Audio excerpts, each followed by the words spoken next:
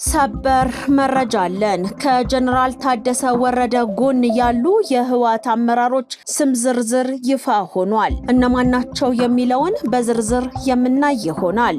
የፋኖና የህወሓት ስምምነት የደረሰን የድምጽ ቅጂ አለ። ምንን ያካተተ ነው የሚለውን በዝርዝር እንመለከታለን። የአማራ ሚዲያና ድምጸ ወያኔ ለምን ተጣመሩ? የሚዲያዎቹን ግንኙነት በተመለከተ በትንታኔ ዜናችን እንዳስሳለን። የጠቅላይ ሚኒስትር ዶክተር አብይ አህመድ መልእክት። ወደ ውጪ ዜና ስናልፍ ደግሞ ከውጭ ሁለት የአሜሪካ መርከቦች ሆርሙዝን ማለፋቸው ታውቋል። እንዴት የሚለውን በዝርዝር እንመለከታለን። ሰላምና ጤና ለእናንተ ይሁን። የተከበራችሁ የሐቅና ሳቅ ሚዲያ አድማጭና ተመልካቾቻችን፣ ከሐቅና ሳቅ ሚዲያ የሚቀርብላችሁ የወሳኝ መረጃ የዜና ሰዓታችን ላይ እንገኛለን። በዛሬው የወሳኝ መረጃ ዝግጅታችን የሀገር ውስጥና የውጭ ዜናዎችን ይዘን ቀርበናል። በመጀመሪያም ኢትዮጵያ ተንበርክካ አታውቅም። ፕሬዝዳንት ታዬ አጽቀሥላሴ ፕሬዝዳንት ታዬ አጽቀሥላሴ 85ኛውን የአርበኞች ድል በዓል አስመልክተው ባስተላለፉት መልእክት የምናከብረው የድልን እንጂ የነጻነት ቀንን አይደለም፣ ምክንያቱም ኢትዮጵያ ተንበርክካ አታውቅም ሲሉ ገልጸውታል። የአርበኞች ድል በዓል አባቶቻችን በፋሽስት ጣሊያ ወረራ ወቅት ምንም አይነት የውጭ እገዛ ሳይጠብቁ በራሳቸው መስዋዕትነት ሉዓላዊነታቸውን ያስጠበቁበት ታሪካዊ አጋጣሚ መሆኑንም አስታውሰዋል። ድል የኢትዮጵያውያን ብቻ ሳይሆን የጥቁር ሕዝቦች ሁሉ የኩራት ምንጭ እንደሆነም አጽንኦት ሰጥተውበታል። ፕሬዝዳንቱ አክለውም ኢትዮጵያ በታሪኳ በከባድ ፈተናዎች ውስጥ ያለፈች ብርቱ ሀገር መሆኗን ጠቅሰው በስልጣን ጥመኝነትና በሌሎች የጥፋት ድርጊቶች የሚንቀሳቀሱ አካላት ሀገሪቱን ማንበርከክ እንደማይችሉም አስጠንቅቀዋል። በመጨረሻም ለሀገራቸው ክብርና ሉዓላዊነት ጸንተው የቆሙ ዜጎችን አመስግነዋል። ሰበር መረጃ አለን። ታደሰ ወረደን በሚስጥር ከጀርባ የሚደግፍ የህወሓት ቁልፍ አመራሮች ስም ዝርዝር ታወቀ። ጀነራል ታደሰ ወረደን በመፈንቀል በጨረባ ምርጫ የተመረጠውን የ2013 ዓመተ ምህረት የክልሉን ምክር ቤት ለመመለስ ደፋ ቀና ሲል የነበረውን የህወሓት ሐሳብ እውን እንዳይሆን ከታደሰ ወረደ ጎን በሚስጥር በመቆም እየሰሩ ያሉ የህወሓት ቁልፍ አመራሮች ስም ዝርዝር ታውቋል። እነዚህ የህወሓት ቁልፍ አመራሮች ዓለም ገብረ ዋህድ፣ ተክላይ ገብረ መህድን፣ ዶክተር ፍስሐ ኃይለ ጽዮንና ዶክተር ሰለሞን ኪዳኑ እንደሆኑ የደረሱን መረጃዎች ያሳያሉ። በተለይም የህወሓት ማዕከላዊ ኮሚቴ ስብሰባዎች ላይ የሚነሱ ሐሳቦችን ቀድመው ለጀነራል ታደሰ ወረደ አሾልከው በማድረስና ጀነራል ታደሰ ወረደን የሚጠቅሙ ሐሳቦችን ስብሰባዎች ላይ በማንሳት የታደሰ ሚስጥራዊ የጀርባ አጥንቶች እንደሆኑ ለማወቅ ተችሏል። ጀነራል ታደሰ ወረደ በተደጋጋሚ ህወሓት ስልጣኔን መቀማት አይችልም እያለ ሲፎክር ማንን ተማምኖ ነው ተብሎ ይነሱ የነበሩ ጥያቄዎች መልሱ እና ዓለም ገብረ ዋህድ መሆናቸው ታውቋል።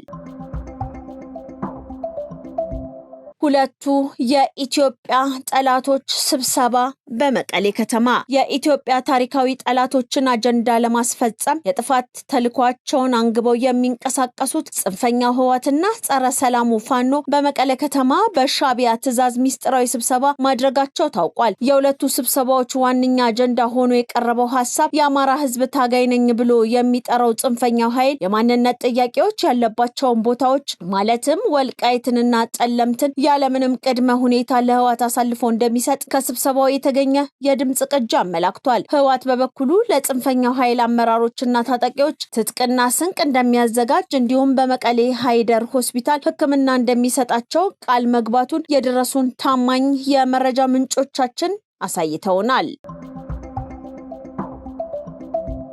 ድምጸ ወያኔ በአማራ ሚዲያ ካውንስል ስም ዞሮ መጣ።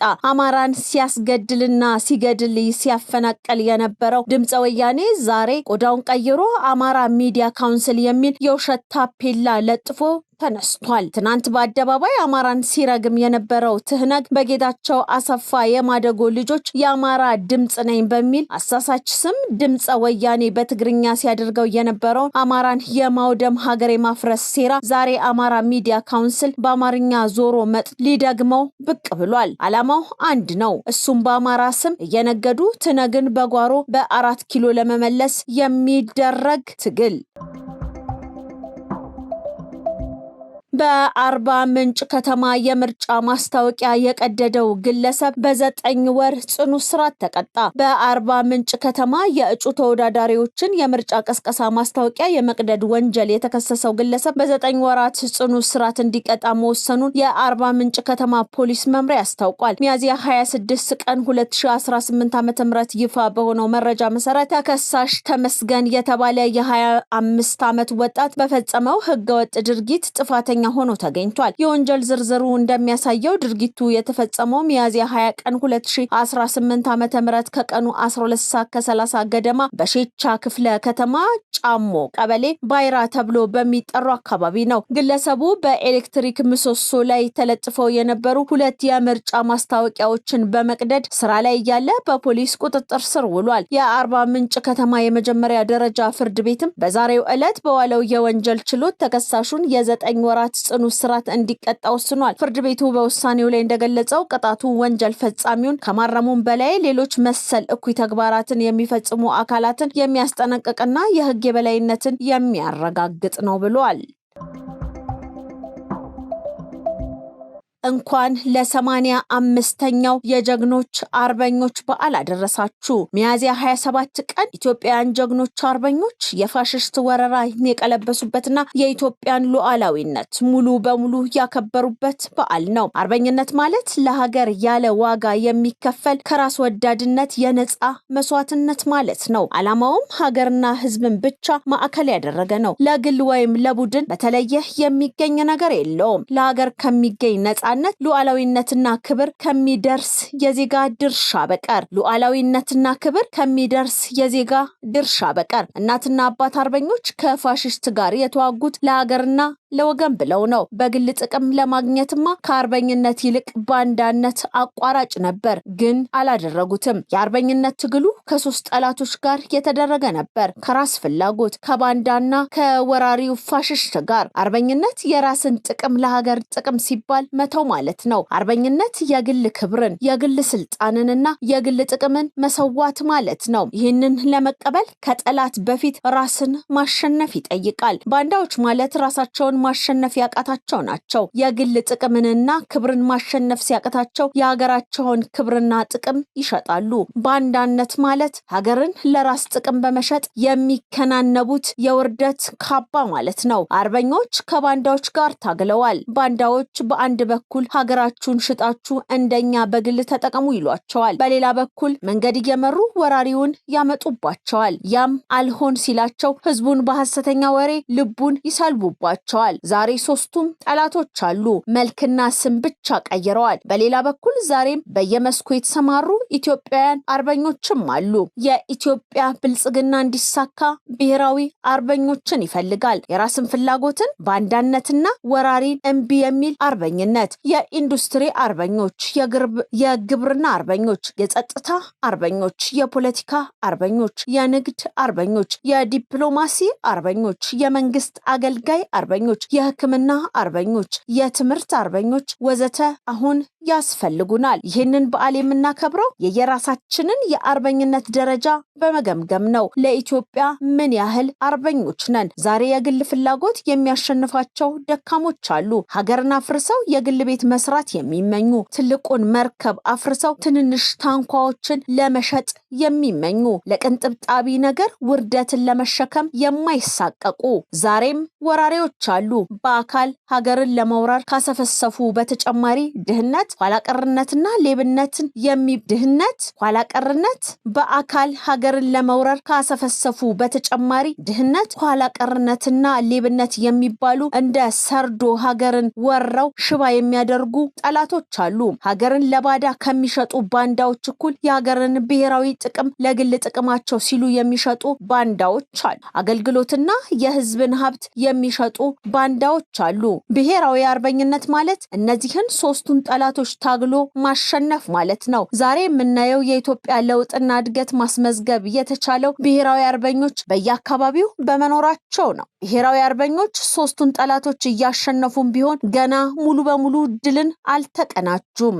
ድል እንደ ሚያዝያ 27 የሚታወጀው ኢትዮጵያ የአፍሪካ የብልጽግና ተምሳሌት ስትሆን ነው። ኢትዮጵያ በዓለም ደረጃ ከሚገኙ ሀያል ሀገሮች አንዷ ስትሆን ነው። ይህንን ድል እውነት ለማድረግ ኢትዮጵያን የሚወዱ የኢትዮጵያ አርበኞች ሁሉ እንዲነሱ በዚህ አጋጣሚ ጥሪ አቀርባለሁ። ኢትዮጵያ በልጆቿ ጥረት ታፍራና ተከብራ ለዘላለም ትኑር። ፈጣሪ ኢትዮጵያንና ህዝቦቿን ይባርክ። ሚያዝያ 27 ቀን 2018 ዓ.ም ጠቅላይ ሚኒስትር ዶክተር አብይ አህመድ። ከውጪ ወዳገኘናቸው ዜናዎች ስናልፍ ደግሞ አሜሪካ ጦር ሚሳኤል የታጠቁ 2 የባህር ኃይል አውዳሚ የጦር መርከቦች ኢራን እገዳ በጣለችበት ሆርሙዝ ወሽመጥ አልፈው በፋርስ ባህረ ሰላጤ ላይ እየተንቀሳቀሱ መሆኑን አስታውቃለች። የአሜሪካ የመከላከያ ምስራቅ ወታደራዊ እንቅስቃሴዎችን የሚመራው ማዕከላዊ እዝ እንደገለጸው ፕሬዝዳንት ዶናልድ ትራምፕ በሆርሙዝ ወሽመጥ መዘጋት የተነሳ ማለፊያ ያጡ የንግድ መርከቦችን እየመሩ ለመውጣት ላስጀመሩት ዘመቻ እገዛ እያደረገ ነው። ማዕከላዊ እዙ የአሜሪካን ሰንደቅ ዓላማ የሚያውለበልቡ 2 የንግድ መርከቦች በተሳካ ሁኔታ በሆርሙዝ ወሽመጥ በኩል ማለፋቸውን ገልጿል። በተሳካ ሁኔታ ወሽመጡን አልፈዋል የተባሉትን መርከቦች ስም ግን አልጠቀሰም። ማዕከላዊ እዙ አክሎም የአሜሪካ ኃይሎች የንግድ መርከቦችን ጉዞ ለመመለስ የሚደረገውን ጥረት በንቃት እያገዙ ነው ብሏል። የአሜሪካ ጦር ይህንን ያለው ኢራን ወደ ሆርሙዝ ወሽመጥ ለመግባት የሞከረ የአሜሪካ አውዳሚ የጦር መርከብ ላይ ጥቃት ፈጽሜያለሁ ካለች በኋላ ነው። ማዕከላዊ እዙ ባወጣው መግለጫ ተፈጽሟል የተባለውን ጥቃት አስተባብሏል። አንድም የአሜሪካ መርከብ አልተመታም ያለው ማዕከላዊ እዙ የአሜሪካ ኃይሎች ዘመቻውን እየደገፉና በኢራን ወደቦች ላይ የተጣለውን የጉዞ እገዳ እያስፈጸሙ መሆኑ ተገልጿል። ውድና የተከበራችሁ የሐቅና ሳቅ ሚዲያ አድማጭና ተመልካቾቻችን የዕለቱ ወሳኝ መረጃ የተከታተላችሁትን ይመስል ነበረ። ሌሎች የሐቅና ሳቅ ሚዲያ ዝግጅቶች እንደቀጠሉ ናቸው። ጥሩ ጊዜ ይሁንላችሁ።